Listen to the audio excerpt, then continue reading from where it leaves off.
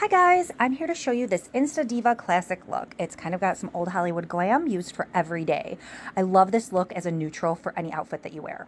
So first what you're going to see me do is use some eye primer. I love the Unique eye primer. It's translucent in color, so it doesn't really add any color to your eyelid. And then I'm going to come in with a brow palette and fill in my eyebrows. I always brush them down first and then take the lightest color in the palette, starting in the center of the brow, and fill in the whole brow from there. And when I do this, it allows me to kind of spread that color as evenly as possible across the whole shape of the brow. Brushing my eyebrows down helps me see my natural arch as easily as possible. Now I'm taking the darker shade in the brow palette and just doing the outer half of the brow, so the tail really, and then brushing it through to soften the look because it looks a little harsh when you first put on all those powders. This pink cream is what I'm using with a flat brush to go through and cut the brow. Basically what I'm doing is really defining my brow shape by going over and under on my skin, really defining that brow shape. And with my finger, I'm applying the highlighting, it's kind of like a shimmery cream to lift up the brow bone and really open up my eye. I'm going to use this quad palette that is customizable from Unique, and I'm starting with the color Astute. It is a tan, like a light tan, a little bit darker than my skin tone, so any color like that will do. It's matte, and I use it to do the transition area in my crease and then the outer half of my lower lash line. This next darker color is called Gullible, and it's another matte color, a little bit darker, richer brown that I'm using to define the outer V and the outer lower lash line on my eyelid. A clean blending brush helps you all, every day, every way. Now I'm taking a little bit of a matte black color called Legendary and just dotting it into the outer corners of my eyes, which is going to add a lot more depth and dimension to those outer corners. And my lid color today is a color called Slick. It's a really pretty, sparkly pink that doesn't really translate as super, super pink. So it's great for an everyday neutral eye on my skin tone.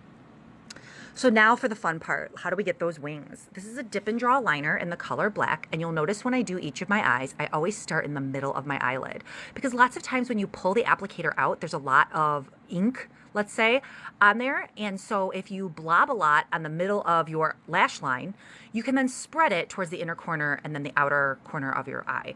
I usually start by just lining my exact lash line, and then I go in and do my wing. And when I do the wing, I go up from the lower lash line and point towards the end of my eyebrow and then come back in to create the actual wing. You can always use your flat brush to fix up any little sharp edges. Now to make your liner last all day, you take this matte black shadow and just take an angled brush and using a dabbing motion, you set it with the eyeshadow, and this literally makes it budge proof all day. It also takes off that shine and gives you that really nice matte black dramatic look for your winged liner, which is very old Hollywood to me and very classic.